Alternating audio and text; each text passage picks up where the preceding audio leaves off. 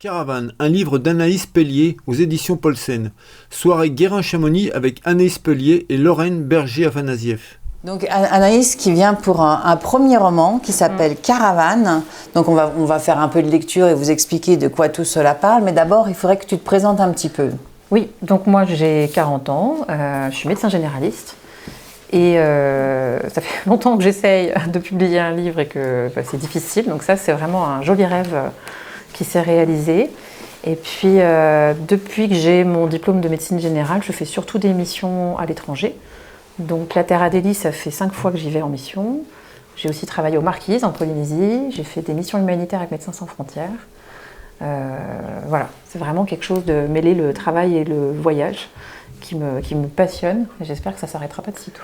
Donc médecin, aventurière et romancière maintenant. Ben voilà, c'est ça. Pas mal, hein? Ça fait pas mal de cordes à son arc. Donc, urgentiste, tu es urgentiste? Je suis généraliste, mais je travaille aux urgences la journée. Donc, Caravane, c'est une histoire qui s'inspire un petit peu de tes aventures. Oui, mais heureusement pas trop. Pas trop quand même, oui. Oui, parce que c'est un polar où quand même il y a pas mal de dégâts. Mais oui, c'est un peu que ça. Mais on va quand même commencer déjà par raconter. En fait, tu pars donc en Antarctique, donc le pôle Sud, pour ceux qui ne se rappellent plus. Voilà, celui où il n'y a pas les ours. Voilà. Non, parce que les gens... Il y a les manchots. Des fois, on mélange un peu, mais c'est le plus vaste. Hein. Ouais. Et donc, quand on a enfin la chance d'être sélectionné, on reçoit un courrier. Cher hivernant, cher campagnard, félicitations, vous avez été sélectionné pour la prochaine saison en Terre Adélie. L'Institut polaire est fier de vous accueillir dans l'aventure. Vous trouverez en pièces jointes plusieurs documents administratifs concernant votre séjour que nous vous invitons à lire attentivement et à nous renvoyer complétés.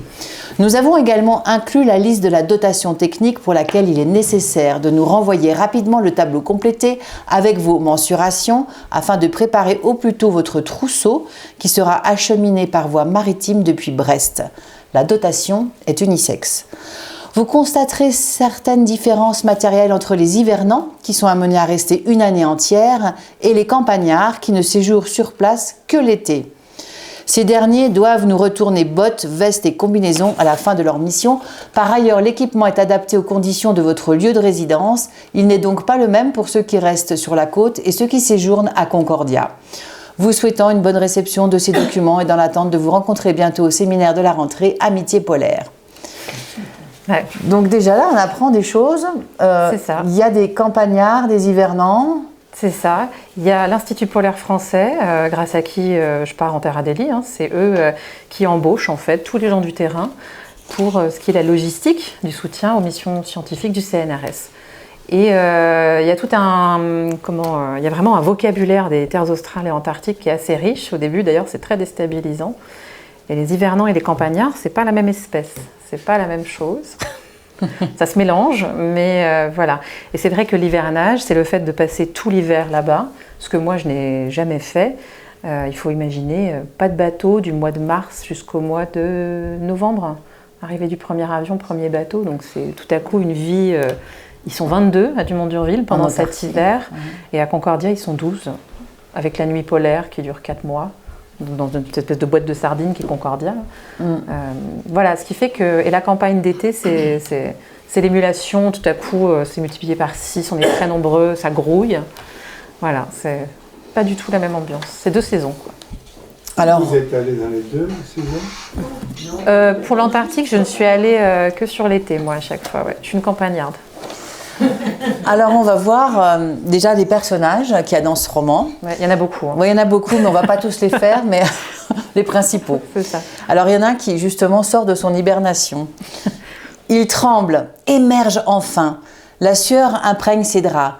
Les pépillements d'oiseaux artificiels le sortent de sa léthargie. La sonnerie du réveil singe les passereaux des climats tempérés. Comme chaque fois, Jean se rappelle que les oiseaux d'ici ne chantent pas les chansons de chez lui. Les cris rauques des manchots. Adélie fait partie du paysage sonore depuis trop longtemps maintenant, il ne les entend plus. L'alarme du téléphone, voilà l'anomalie. La bande-son de son hivernage est sobre, épurée, à l'image du continent blanc. Des oiseaux et du vent, le vombrissement d'une machine de temps à autre, des bruits de pas dans les couloirs du dortoir hiver, Le long bâtiment sur 2 étages domine la station Dumont-d'Urville. Dans chaque chambre, un hivernant. Comme ses 20 colocataires, Jean se réfugie souvent dans ces quelques mètres carrés, le seul espace d'intimité sur base. Pour ceux qui ont fait le choix de vivre 12 mois de parenthèse polaire, s'isoler est parfois vital. Il éteint l'alarme et repose le téléphone sur la table de chevet. Sans réseau, il ne sert à rien. Le sommeil embrume encore ses yeux fatigués. Depuis 6 mois, ses siestes sont de plus en plus longues. Tout son organisme tourne au ralenti. Hivernage, hibernation. L'hiver polaire l'a affranchi du rythme effréné de la vie moderne. Le quotidien lui semble moins oppressant. La routine cotonneuse en lisse les aspérités. Pourtant, aujourd'hui, un nœud s'est formé au creux de son estomac. Il redoute l'arrivée de l'été. Il enfile machinalement son collant élimé en laine mérinos et superpose les maillots de corps et polaires estampillés Ipève. D'une main, il frotte son visage bouffi de sommeil, ses yeux collés. De l'autre, il ouvre le rideau. C'est un jour gris miroir, pas un souffle de vent, des nuages épais qui filtrent les rayons du soleil. Le ciel, en camailleux de gris, épouse le blanc éblouissant de la banquise et des icebergs. La vue familière. 3 coups secs à sa porte. « Doc, faut y aller !» Jean ouvre la porte sans se presser. Devant lui, un jeune homme ébouriffé, la vingtaine dynamique, un physique de marathonien, équipé de la même polaire et des mêmes lunettes. Il trépigne en battant des mains. « J'arrive. Le grand chef est là avec les gars du Prud'homme. On ne peut pas se permettre d'être à la bourre. » Jean soupire. La nervosité de son collègue l'agresse, resserre le nœud dans son estomac. Voilà ce qu'il craint, l'été. L'arrivée dans leur tanière d'une centaine de nouveaux pour la saison. L'agitation, les tensions, les autres beaucoup trop nombreux. Voilà, les hivernants, les campagnards. Voilà. Et Jean, donc le doc. Et Jean, le docteur. Le docteur. Donc moi, j'ai pas hiverné à Dumont-d'Urville, mais j'ai hiverné à Crozet, qui est à mi-chemin entre la Réunion et l'Antarctique. Et donc c'est l'idée que l'hivernage, ça vous use en fait, ça vous élime comme ça un peu. C'est pas pour ça que c'est désagréable, mais on commence à fonctionner tout au ralenti. Voilà, on dort plus, on est plus lent. Et c'est le contraste, surtout à Dumont-d'Urville, avec d'un coup cette bouffée humaine qui débarque là. Avec en plus la lumière. Ça peut être difficile. Alors la lumière, ouais, elle revient progressivement, ça leur fait du bien quand même. Les gens sont heureux de retrouver la lumière. Ouais. Mais c'est vrai que le contraste avec des gens qui sont usés, on dit qu'ils sont syndromés. Voilà. Et lui particulièrement, je pense, s'est réfugié dans cette torpeur là, qui l'a endormi, qui l'a apaisé. Et le retournement, l'arrivée de l'été va complètement le choquer, oui, je pense, on peut dire ça. L'agresser. L'hiver, il y a combien d'heures de jour? Alors, sur Dumont-d'Urville, ils doivent quand même avoir quelque chose comme 5-6 heures de jour. Ça fait un peu comme l'Islande, des choses comme ça. Et à Concordia, non? À Concordia, ils ont la nuit polaire 4 mois. Mmh. Ouais. Donc, ils sont beaucoup plus loin. C'est à 1200 km, hein, c'est ça? Oui, et presque plein sud. Mmh. Ouais. Donc Jean, c'est un des personnages principaux du roman, c'est le docteur. C'est le docteur, ouais. Enfin, c'est pas le seul d'ailleurs, hein, il y en a un autre. Hein, mais, oui, il y a pas mal de docteurs, oui. Ouais. Faudrait que j'en mette moins la prochaine fois. Mais il y a toujours un docteur dans la caravane. Il y a toujours, c'est obligatoire. Voilà. Donc, et lui, c'est pas dans la caravane. Alors normalement, tous les hivernants ont vu le psychologue et ont été. Oui, ça je vais le dire après. Ah oui, je vais pas gâcher le. On présente encore un autre personnage principal, Eva. Ouais. Depuis le hublot, Eva se perd dans le paysage. Après 8 mois passés à 3200 mètres d'altitude, elle ne souffre plus des effets du manque d'oxygène. Son taux d'épeau a grimpé en flèche. Elle est plus chargée qu'un maillot jaune. Quelques heures plus tôt, l'avion s'est posé devant la station polaire de Concordia, où elle vient d'hiverner avec 10 personnes. Un isolement total dans un froid abyssal. Son premier hivernage décroché à 40 ans. Après avoir essuyé de nombreux refus, quand sa chance s'est présentée, elle l'a saisie au vol. Arrachée plutôt. Pourtant, cette aventure polaire, elle l'a méritée. Depuis 15 ans, elle assure la gestion des systèmes de communication pour la base de Prud'homme et pour le RAID, téléphone, internet, navigation, GPS et communication radio. Formée sur le tas par les glaciologues, Eva a aussi appris à slalomer entre les crevasses pour tracer la route de Concordia.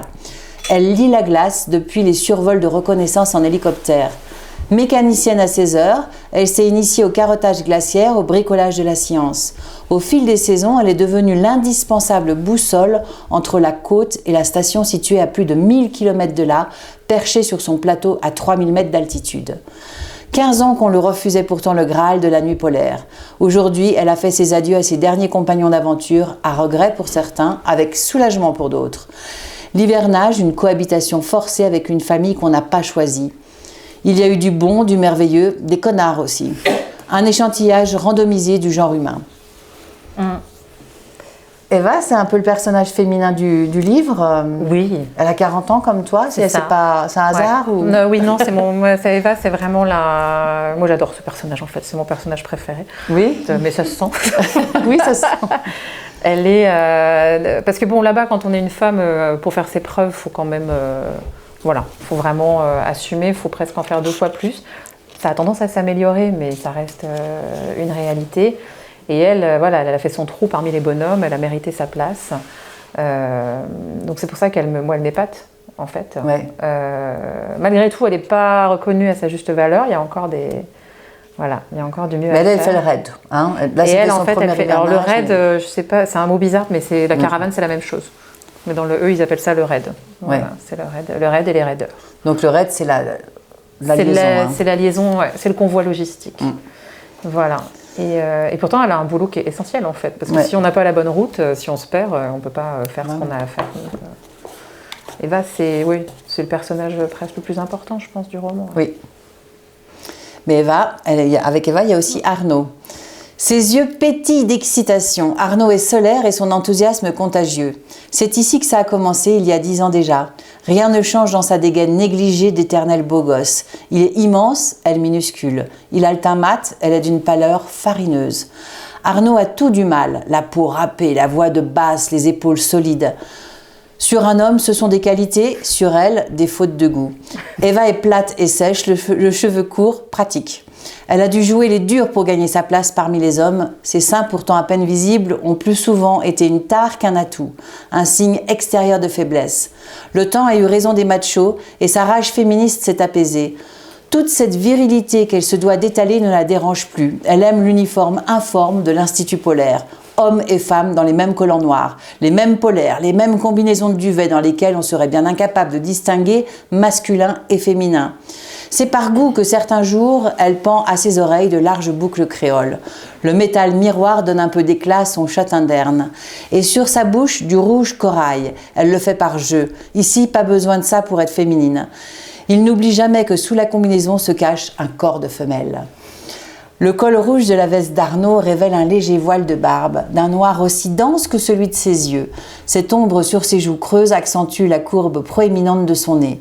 Il veut se vieillir, c'est raté. Elle en est certaine, il aura éternellement ce visage d'adolescent, cette gourmandise dans le regard pour ce monde qu'il voit comme un vaste terrain de jeu. L'été, le surf et les feux d'artifice, l'hiver, les tracteurs et la neige. Arnaud a trouvé cet équilibre parfait, affranchi des conventions et des engagements. On pourrait croire qu'avec cette vie idéale qui tourne sur elle-même, il a réussi à arrêter le temps.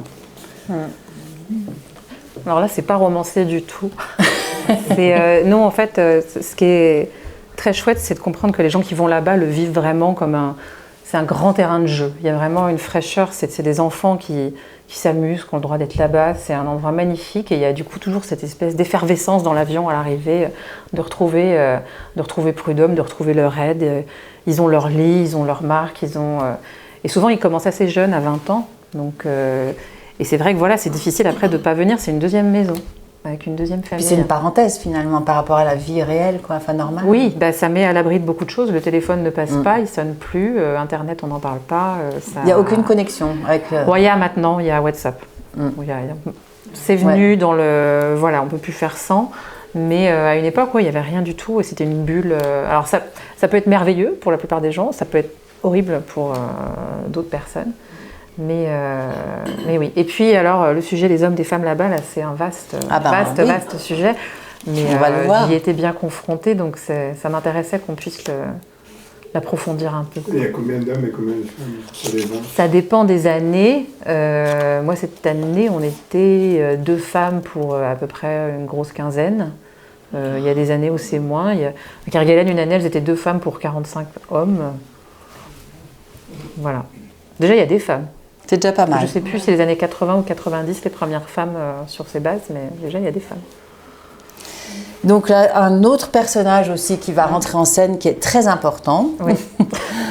La station franco-italienne qui sert de base logistique au ravitaillement de Concordia échappe aux lois du territoire des terres australes et de l'Institut polaire pour s'en remettre à Dieu. C'est Dieu lui-même qui a placé Simon sous l'écharpe tricolore. Dieu, c'est-à-dire Henri. Chaque année, le directeur technique de l'IPEF reprend possession de la terre Adélie et mène à la baguette ceux qui s'y trouvent.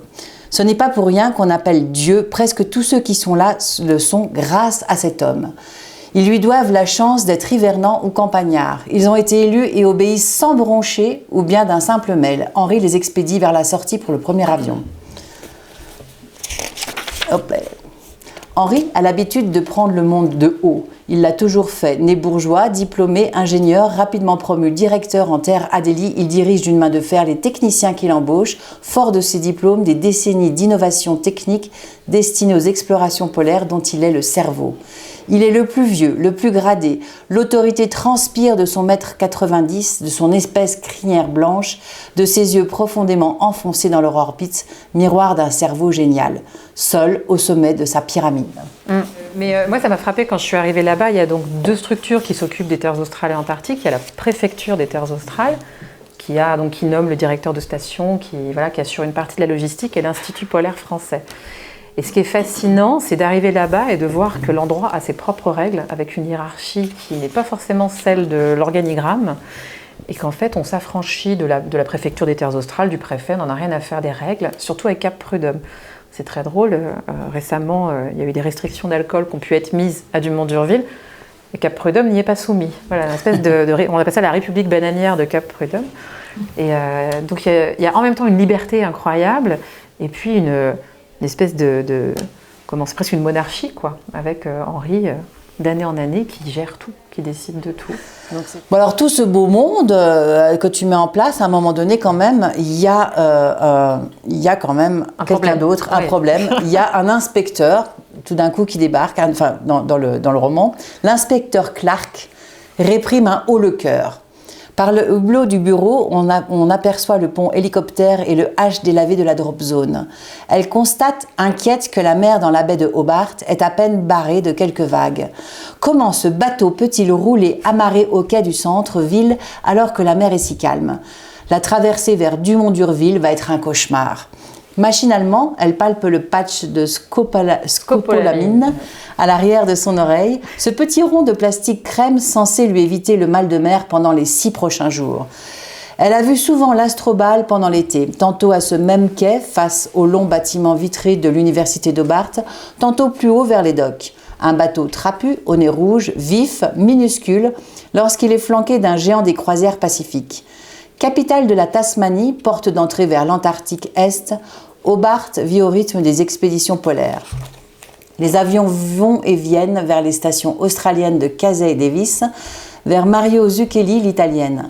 Côté quai, on y croise des navires ravitailleurs, la marine nationale française et la Navy australienne. Côté pub, des dizaines de nationalités se retrouvent au comptoir pour une soirée d'orgie de civilisation, joyeuse à l'aller et furieuse au retour. Bordée d'anciens hangars de pierre grise, Salamanca Street aligne ses bars bondés au retour des bateaux. On y parle un anglais bigarré teinté d'accent du monde entier. À bientôt 60 ans, l'inspecteur Clark en a croisé des barbus de retour de mission. Elle reconnaît la lumière dans leurs yeux, le souvenir d'avoir vécu quelque chose de fou et de précieux au-delà de l'océan. Elle les envie.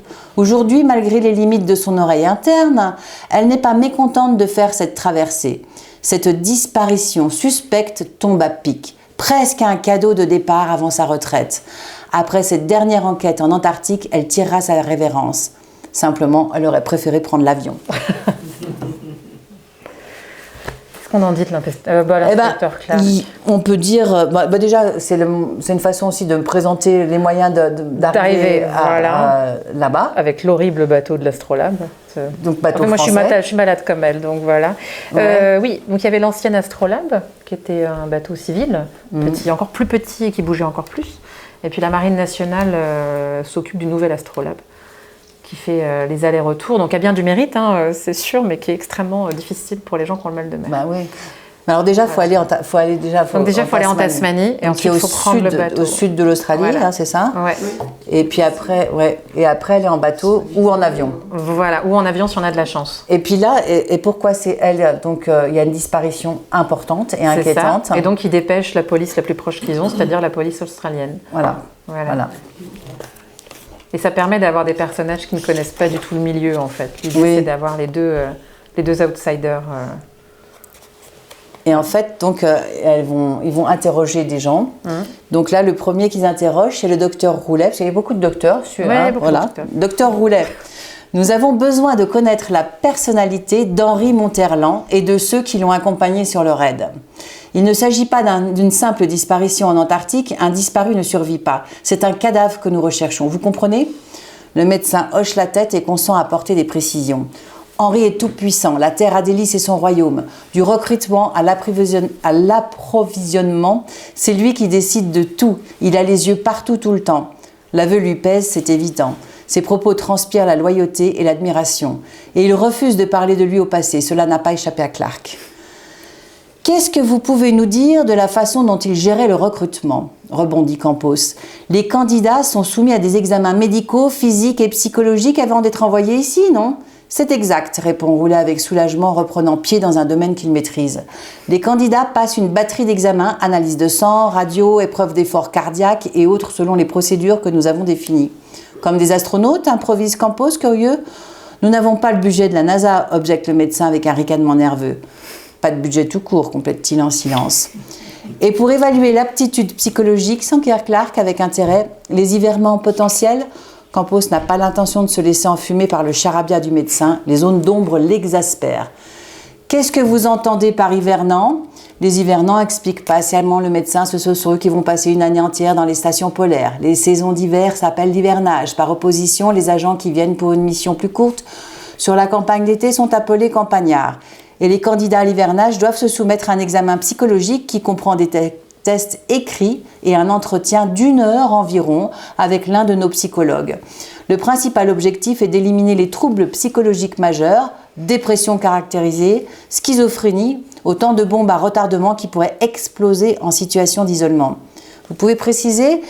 Eh bien, ça représente d'abord un risque pour la personne qui souffre de troubles mentaux. Dans ces conditions de vie extrêmes, on n'est pas à l'abri d'une dépression grave ou de l'apparition d'un délire pouvant mener à des comportements suicidaires. Et l'autre risque, bien moins fréquent, c'est qu'une personne fragile psychologiquement bascule et devienne agressive envers les autres. Ce pourrait être le cas d'un délire paranoïaque. L'isolement est propice à l'émergence de ce type de syndrome. Et ça, c'est un gros risque. C'est un gros risque, ouais. Et l'examen psychologique, il a vraiment ses limites. J'avais recontacté une des psychologues qui fait les examens. C'est un travail difficile, à moins d'avoir quelqu'un qui est complètement azimuté d'emblée, c'est facile. Ça se voit tout de suite. Voilà. Ouais. Et puis là où ça devient plus drôle, c'est que ceux qui se sont récusés pour l'hivernage parce que étiquetés fragiles sont quand même embauchés pour la campagne d'été. Donc ça fait des... Oui, et du coup ça fait des choses... Ouais, ça peut suffire à faire du carnage quand même, mais c'est vrai que, voilà, moi c'est un endroit que je trouve magnifique, j'adore y retourner, mais il faut comprendre que loin des siens, sans vraiment source de confort ou dans cet endroit qui est nu, ça peut rendre... on peut être très très seul avec soi-même surtout. C'est la solitude avec soi-même qui... le paysage il est vivant, enfin il y a... En fait, il n'y a pas de repère, en fait, de cadre comme... Il n'y a pas d'échappatoire. Ouais. Et puis, il y a trop de temps pour penser. Surtout si quand tu fais une nuit, on ne peut pas faire la distinction entre jour et nuit. Ouais. Là, ça doit être très, très difficile. Les tests de Concordia sont beaucoup plus exigeants que les autres stations polaires. Ouais. Et vous avez des lampes quand même À Concordia, ils en ont. Et je crois qu'à Dumont-Durville, ils en ont maintenant aussi. Ouais. Ils ont quoi? Des lampes pour avoir leur dose de lumière. De lumière pour le moral, ouais. La dameuse de tête pilotée par Arnaud arrive parmi une foule de prud'homiens en liesse. Le Challenger d'Henri suit de près, encordé à celle de Bertrand qui tracte la caravane. Une fois les machines à l'arrêt, les raideurs descendent des engins et c'est l'intensité des retrouvailles. Le soulagement d'être arrivé après l'interminable traversée. Le binôme de tracteurs suivant est celui des Italiens, Giuseppe et Matteo. Le quota minimal venu de la botte à pizza pour justifier le panneau « Station franco-italienne », pendu à la face rouillée de prud'homme.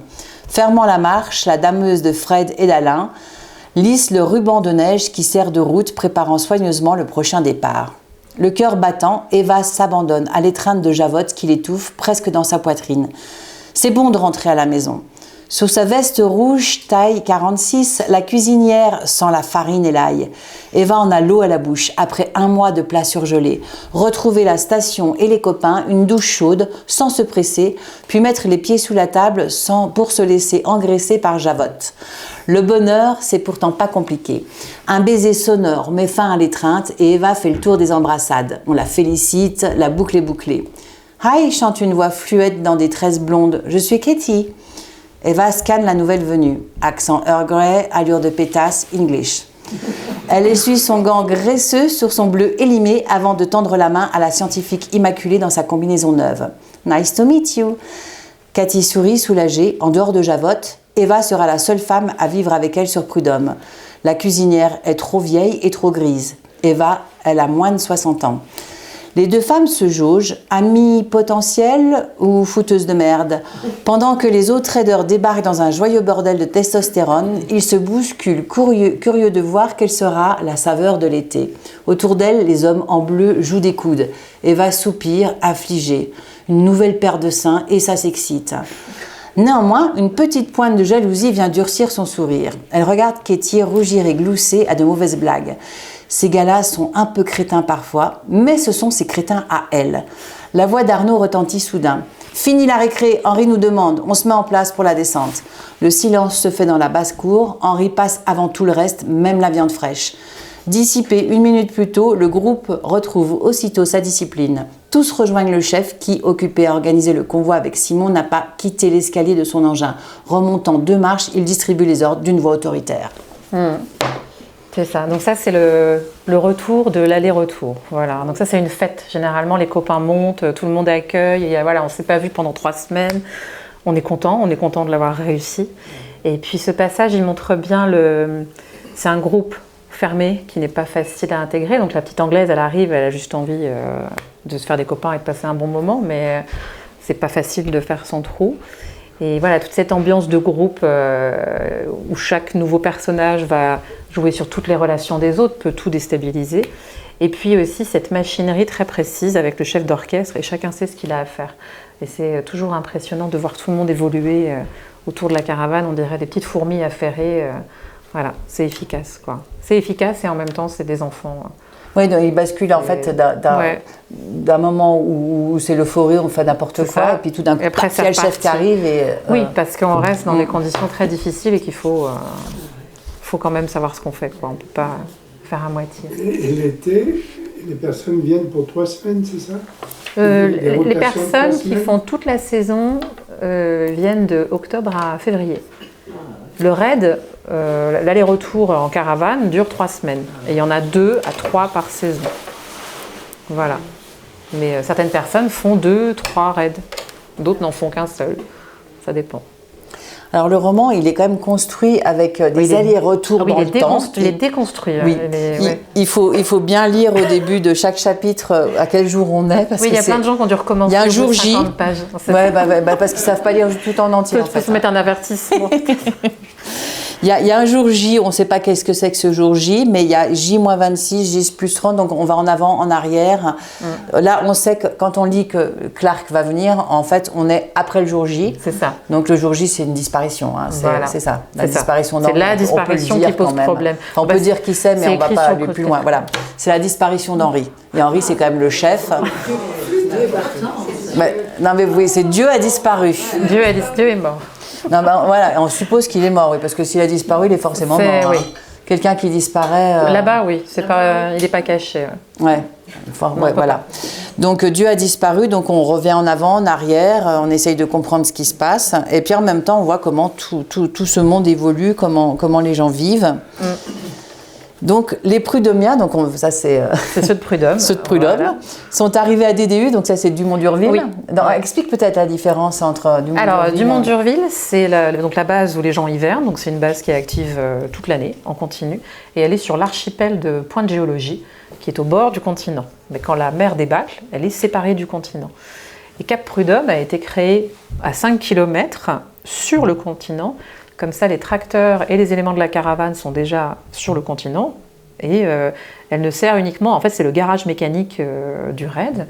Maintenant il y a aussi des glaciologues qui viennent y travailler. Et du coup, tant que la glace de mer est là, on peut circuler sur la glace de mer, il y a 5 km, ça se fait bien.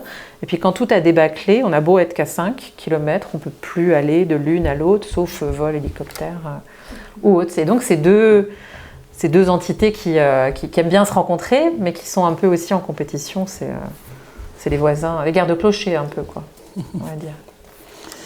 Il y a effervescence de part et d'autre de la mer libérée des glaces. Après des mois à vivre en sourdine, soudain, on emmerde les limites. Seul compte l'alcool, les filles, le dérapage. Tous ont l'idée ancrée à l'amour-propre qu'il faudra être à la hauteur du groupe, ne pas décevoir, ne pas dépareiller. Dumont-Durville et Prudhomme, l'éternelle compétition. Qui sera le plus fou? Qui aura la chance de laisser sa trace, même sale, dans la légende collective? Fébrilement, le Dista jette un énième coup d'œil vers le sas d'entrée, puis vers les cuisines du réfectoire. Il faut dire quand même qu'on est le jour de la Saint-Sylvestre. Oui. En tablier, plus tache que coton blanc, l'autre chef de DDU part un tempo agacé du bout de sa mule coquée. Il craint pour la cuisson de son saumon. La réputation d'un cuisinier d'hivernage se joue autour de 2 repas. Noël, déjà fait, impeccable dinde laquée aux oranges confites, et le dernier dîner de décembre, c'est le rite de passage. 2 épreuves de feu pour avoir la paix derrière ses casseroles. Mais les derniers invités se font attendre. Impossible de garantir une cuisson à l'arête dans ces conditions. Et qui sera encore en capacité de savourer les aromates délicats de son gibier une fois la bouche plâtrée de mauvais tanins? Ils ont déjà éclusé les premières bouteilles et autour de l'immense table de fête, faute de pitance, hivernants et campagnards ont l'alcoolémie qui grimpe en flèche. 60 affamés qui boivent pour oublier la fringale. Malgré les ballons à paillettes et les guirlandes déplumées, l'arbre en plastique couvert de globes colorés qui cachent l'absence de forêt, malgré les robes des filles sur des collants en laine mérinos et la cravate bariolée du chef, le réfectoire est dénué de magie. La lumière crue des jours sans fin enflamme les murs gris et orange griffés d'adhésifs de cette salle nue qui résonne désagréablement. Bien sûr, on habille les cloisons de souvenirs choisis, vestiges de Paul-Émile Victor, dédicaces d'explorateurs connus puis oubliés, photos professionnelles qui répètent le paysage par la fenêtre et panneaux explicatifs de faune et flore pour des touristes qui ne passeront jamais.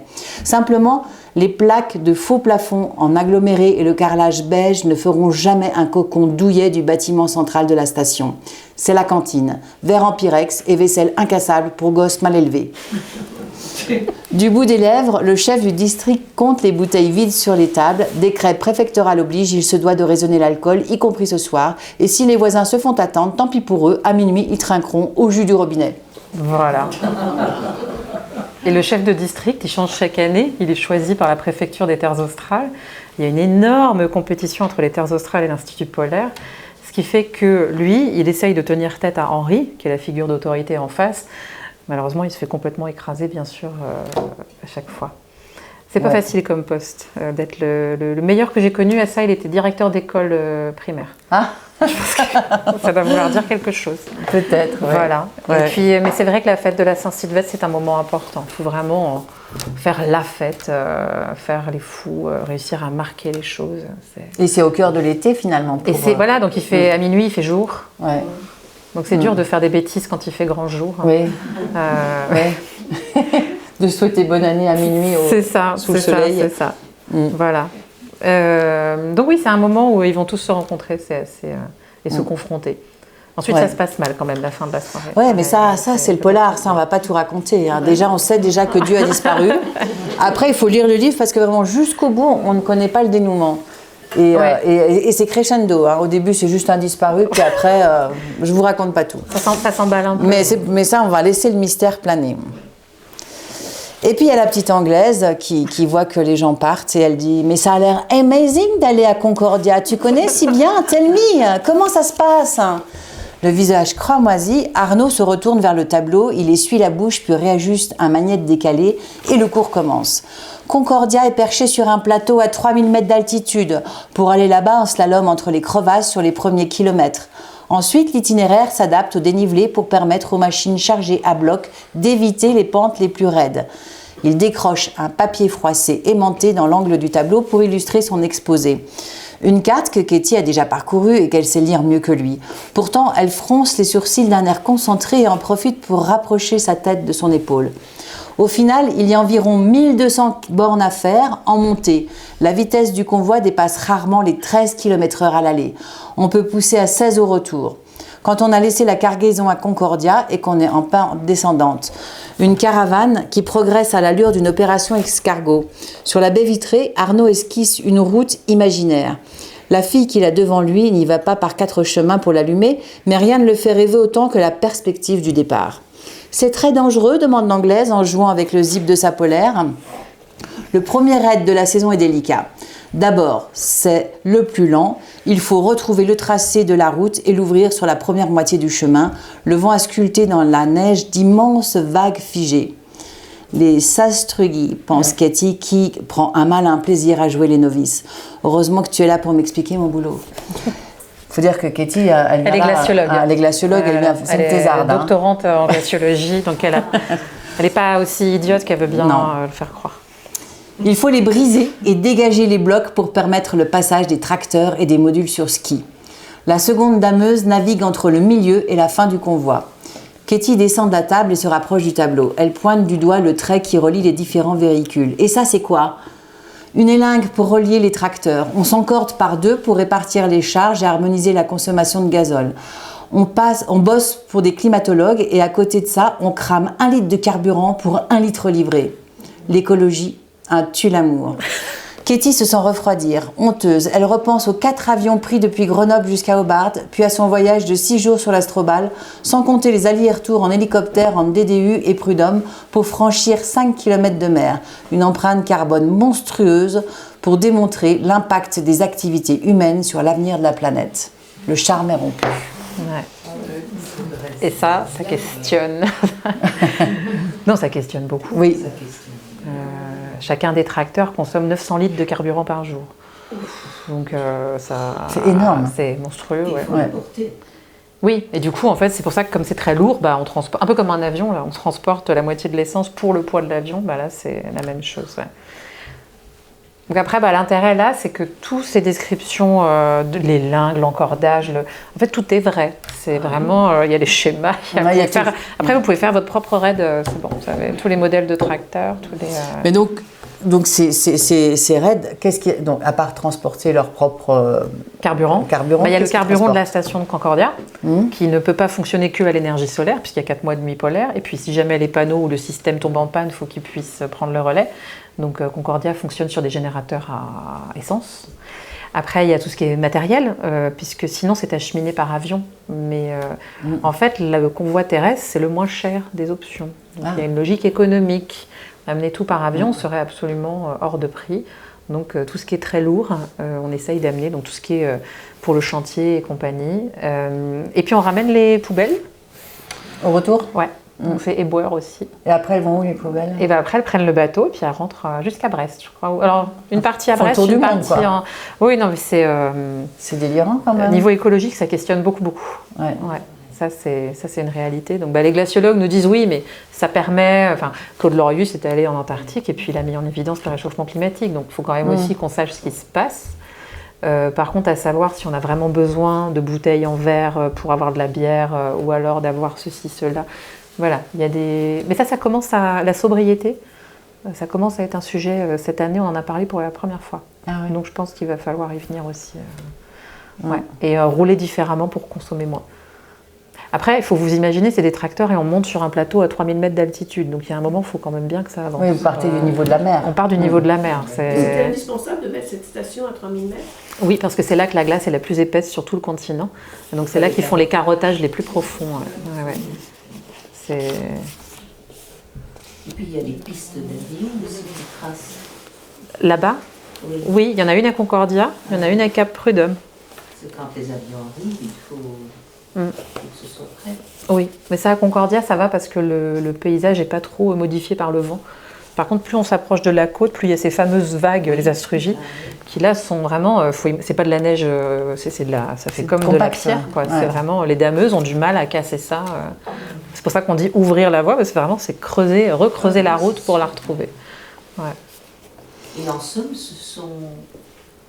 moi j'imaginais que c'était plutôt des gens du Nord qui faisaient ça. Des Russes, des Canadiens. Eh ben, il y a l'Antarctique est truffé de stations. Il y a des Russes, des Chinois, des Brésiliens, des Indiens, mais des Indiens, des Coréens. Il y a des gens qui n'ont pas du tout. Les Russes, on peut comprendre, sont à Vostok, sont à l'aise, c'est leur milieu. Oui, voilà. Je sais pas moi, les Danois, mais alors, les Brésiliens, les Coréens, les Indiens, oui, on est quand même étonné que ces gens résistent. Ben oui, mais en fait, partout où il y a de la recherche, il y a. Oui, la recherche, mais les gens résistent physiquement. C'est ça. Alors après, moi je suis tout le temps en t-shirt, je suis tout le temps à l'intérieur. Hein. Soit je suis dans le tracteur, il fait plutôt bon, soit je suis dans la cuisine, soit je suis dans l'hôpital. Mais moi je travaille pas, oui, c'est un grand mot, mais moi je travaille beaucoup dedans. La station Cap Prud'homme, je la compare à un bidonville, c'est pas un 20 mots parce qu'ils n'ont pas de garage et ils travaillent dehors pour faire les vidanges et compagnie. Mais les énormes stations modernes, c'est comme des ovnis et en fait ils n'ont même pas à sortir. Tout est à l'intérieur, c'est d'un confort. Et même les Belges, ils ont une station magnifique aussi, comme ça. Ils ont des choses. Ouais. Nous, là, les Français, on est complètement à la. Non, mais c'est la honte, hein, c'est vraiment. Mais bon, le président vient de débloquer 1 milliard pour la recherche polaire, alors on va voir si on arrive à. Les techniciens qui doivent réparer, si c'est à l'extérieur, pendant le. Ouais. Bah, cette année, on a eu une panne le jour du départ. Ils ont passé toute la journée par moins 47 à essayer de réparer. Ah bah c'est une... Oui. Bah, d'ailleurs, c'est l'essence qui avait gelé dans le réservoir, donc ça avait tout figé. C'était juste un bouchon. Ouais. Voilà. Ce sont des moteurs qu'on n'arrête pas pendant tout le temps. La nuit, ils sont branchés au générateur de la caravane. Comme ça, ils descendent hors gel, en quelque sorte. Il y a 2 problématiques. C'est quand on passe en altitude, on a une pression en oxygène qui est beaucoup moindre. Et donc, comme c'est des moteurs à combustion, ils ont du mal à fonctionner. Et les machines souffrent un peu. Et puis après, il y a les histoires de froid. Mais ça, c'est vraiment à partir de moins 25, moins 30. Sinon, au-delà, plus chaud, ça va à peu près. Les tracteurs sont retravaillés à Hobart. Ils sont winterisés. Voilà, ils changent... Ils font tout est différent. Ils sont remaniés par rapport, ils sont remaniés par rapport au modèle initial sur les plans de l'inspiration de Monsieur Henri, de Dieu, en vrai. Voilà. Il a pensé à tout. Ah oui. D'ailleurs, on va parler aussi un peu de ton rôle réel. Ouais. Sur le RAID, le médecin doit aussi assurer les rôles de chauffeur et d'intendant. Veiller à ce qu'il y ait toujours de l'eau potable et de quoi manger dans la caravane vie, décongeler et préparer les repas. L'eau potable vient de la station Dumont-d'Urville. Elle est obtenue par désalinisation de l'eau de mer, puis stockée dans les bidons de 25 litres. Nous avons 14 bidons pleins, ce qui représente 2 fois nos besoins réels. La routine des repas est parfaitement codifiée. Il existe 5 menus pour déjeuner. Pizza, coleslaw, quiche Lorraine, salade de lentilles, crêpes, fromage et jambon, salade de blé, lasagne, salade de riz, flamencuche, taboulé. Sur le même modèle, les dîners tournent sur 10 jours. Le menu n'a pas changé depuis 20 ans. Tout est préparé en Tasmanie par un traiteur français. À chaque repas correspond un carton numéroté préparé pour 8 personnes. La température de conservation est à moins 20 degrés et chaque matin, je mets à décongeler les cartons du surlendemain. Nous avons emporté baguettes et croissants préparés par le boulanger du DDU. Ils sont congelés pré-cuits. Nous consommons quotidiennement 8 baguettes. Tout est écrit, immuable.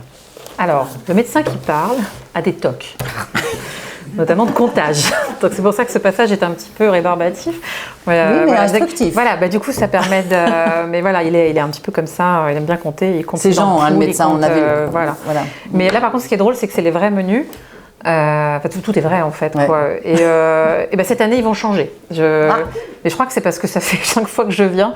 Là, j'ai fait un mail et la personne qui est responsable de ça, qui a créé les menus, qui n'est pas du tout cuisinier d'ailleurs, il était navigateur comme Eva. Voilà, on va pouvoir mettre des menus avec des bases végétariennes. Voilà, il y a de la viande même dans toutes les salades. Donc on commence à avoir des végétariens, ça va pas. Et puis on en a marre de manger la même chose depuis. Voilà. Donc voilà, ça va changer un peu. mais pas trop quand même. Mais donc en tant que médecin, d'abord tu pilotes. Donc tu conduis 10 heures par jour, comme tout le monde conduit. Il n'y a personne qui ne conduit pas. Donc tout le monde est dans un... Même les scientifiques qui viennent en observateur, cette année il y avait une anthropologue, elle n'a pas le permis, mais elle a conduit quand même. Elle a eu un cours d'une journée et... C'est tout droit, il n'y a pas de feu rouge, il y a pas de... J'ai découvert qu'il ne fallait pas de permis pour conduire un tracteur, même en France en fait. Donc on n'est pas sur la... Voilà, c'est ça. Mais après, je ne sais pas ce que c'est comme tracteur. C'est des gros caterpillars à chenilles de 25 tonnes. Bah, c'est ça, voilà, c'est les mêmes. 14 ans, ils ont le droit. C'est ça, exactement. Mais bon, ils coûtent quand même un demi-million et pour les envoyer au garage, c'est pas facile, donc on n'a pas envie de... J'en connais une qu'on a cassé un, ça fait pas plaisir.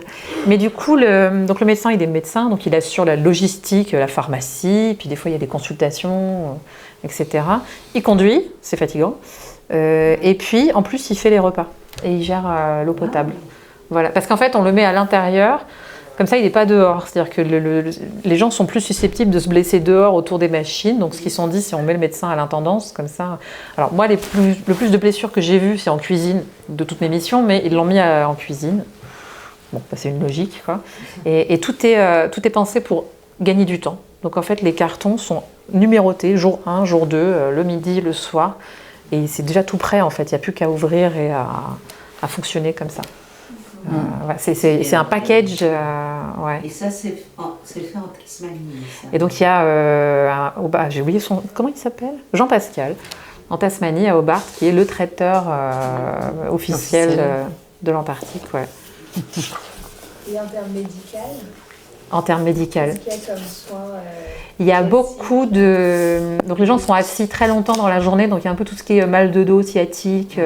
Après, il y a les mouvements répétitifs, donc ça peut être les épaules, les tendinites. Et puis beaucoup, avec le vent, les gens se font des problèmes aux yeux, des ulcères cornéens, des choses... Ils sont griffés par la glace ou brûlés par le soleil. Après, il y a beaucoup de problèmes de transit, parce qu'on ne marche pas et on ne mange pas la même nourriture que d'habitude. Et puis ensuite, l'air devient très sec. Donc c'est vrai que les gens ne dorment pas forcément très très bien. Puis après, on a des gens aussi qui pètent des plombs. La première année, j'en ai eu une sur le plan psychologique. Ah ouais. Ah si, parce qu'en fait, le bateau, l'été, il passe tous les mois. Donc on a abondance de... Alors ça, c'est pas l'hivernage, hein. On est bien fruits et légumes, ouais. On est très bien. Voilà. Ouais. Mais je ne veux pas tout dévoiler, hein, mais on suit... Non, mais parce que... Ça va, il en reste quand même dans le... Il fait quelle température l'été au plus ? Sur Dumont d'Urville, il y a des températures positives, jusqu'à 5-8 degrés, et puis ça peut descendre, ça dépend du vent, parce que le vent peut monter à 200 km/h sur un vent catabatique. Oui, le ressenti. Voilà, et le ressenti est différent. Et à Concordia, on est plutôt sur du -20 l'été, et puis -70 l'hiver. Mais j'en ai parlé avec la mécanicienne hélico, cette année, elle était québécoise. Et en fait, comme l'Antarctique est l'endroit le plus sec du monde en termes d'hygrométrie, et du coup, elle dit bien que par rapport au Canada à température équivalente, elle a chaud en Antarctique. Ah ouais. C'est beaucoup plus facile à supporter que l'Islande ou la Scandinavie. C'est pas du tout la même humidité. Très peu de précipitations. C'est pour ça que les glaciologues carottent là-bas. En fait, les épaisseurs de cumulation de neige sont très très faibles. Du coup, avec un carottage de faible profondeur, ils arrivent à des années très lointaines. L'idée, c'est ça. Vous avez des questions, profitez-en parce qu'après... Oui. Vous nous avez dit que beaucoup de pays étaient représentés. Oui. Est-ce qu'il y a une coordination sur les objectifs, sur les moyens, où chacun bricole dans son coin sans trop parler à l'autre ? Moi, je ne suis pas très très au fait de tout ce qui existe en termes de coordination, mais je sais qu'il y a des commissions qui se mettent d'accord, il y a des collaborations. Donc le RAID Antarctique, la station de Concordia et la station Prud'homme sont un projet franco-italien. La recherche italienne... Ça fait que deux, ça. Oui, mais c'est l'exemple que je connais le mieux, que je peux vous donner. Après, je sais qu'il y a des collaborations où des scientifiques d'un pays peuvent aller aussi sur une autre station pour travailler. Les Coréens sont passés à Concordia. Cette année, les Australiens commencent à venir à Concordia travailler aussi. Et il y a des instances. Je sais qu'il y a des représentants pour chaque institut polaire de chaque pays qui essayent de coordonner. Par contre, je n'ai pas l'impression qu'on essaye de pooler les données pour peut-être limiter, moi je pense surtout aux manchots, l'impact. Pour éviter de prélever 80 manchots, peut-être d'aller voir ce que fait le copain. Oui, ça je c'est... pense que c'est important de coordonner tout ça. Oui. C'est pas la peine de bosser tout seul dans son coin sans parler aux autres. De toute façon, ils sont obligés de mutualiser les moyens, c'est-à-dire que tout le monde travaille ensemble pour les avions et pour les bateaux. Donc les Français transportent des Australiens et des Russes et des Italiens, les Australiens transportent des Français et ainsi de suite. Donc oui, il y a une mutualisation des moyens, mais il y a aussi un peu, chacun a envie d'être celui qui publie sur tel ou tel sujet. Il y a une compétition dans le... Ouais. Alors, en coordination, est-ce qu'il y a un niveau politique là? Parce que j'ai souvenir, Michel Rocard était responsable de Ségolène Royal et d'autres dont je ne connais pas le nom. Quel rôle jouent ces personnes? Aucun, ils sont peinards dans leur bureau et ils voient ça peut-être. Alors, cette année, sur le bateau, avec moi, il y avait Jimmy Pain, et j'ai oublié son nom, c'est dommage que j'ai oublié son nom, Clémence, je ne sais plus comment. Donc lui, il est Renaissance, elle est LFI. Non, il n'est pas Renaissance, il est du parti du président. Non, parce qu'en fait, le président vient de libérer 1 milliard pour la recherche polaire. Et eux sont venus pour voir tout ce que fait la recherche polaire française et pour décréter où est-ce qu'on va mettre l'argent. Donc il y a un niveau politique. Jérôme Chaplace, quand il était directeur de l'Institut polaire, est allé parler auprès du gouvernement pour faire le plaidoyer de la recherche polaire qui était en train de s'enfoncer faute de moyens. Il y a la préfecture des terres australes et antarctiques françaises. Elle est représentée, la préfète, elle est venue cette année. Donc ce biais-là aussi, les politiques, ils ont un œil sur ce qui se passe. C'est pour ça que c'est frappant, parce qu'il y a tout cet argent, il y a toute cette dimension, et puis on arrive à Cap Prud'homme, et les gars, ils ont leurs propres règles, avec leurs propres chefs, comme s'ils étaient... puis c'est leur raid, enfin, ils n'en ont rien à faire, en fait, de ce qui se passe même à Brest, même l'Institut polaire, ça ne les intéresse pas. Le paradoxe, c'est étonnant. Mais, Bon, en tout cas, on va regarder, parce que tu pourras nous raconter des histoires toute la nuit. Mais un super roman noir, donc pour un pays blanc. Mais didactique. Mais vraiment très chouette. Je vous le conseille vivement. Et il se termine. Et merci beaucoup. Il se termine très bien. Très bien. Il faut y aller. Merci beaucoup, en tout cas, Anaïs. Merci à tout le monde d'être venu. Merci.